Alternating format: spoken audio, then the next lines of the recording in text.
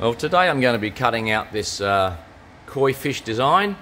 It's 1050mm wide, it's 800mm high. We're cutting it out of 3mm plate. Alright, let's get this underway.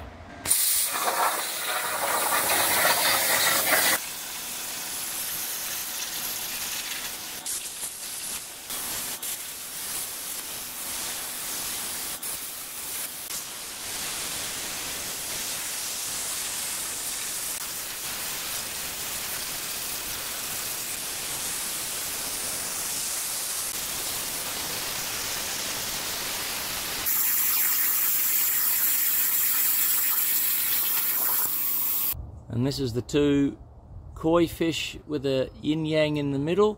Really happy with the way it came out.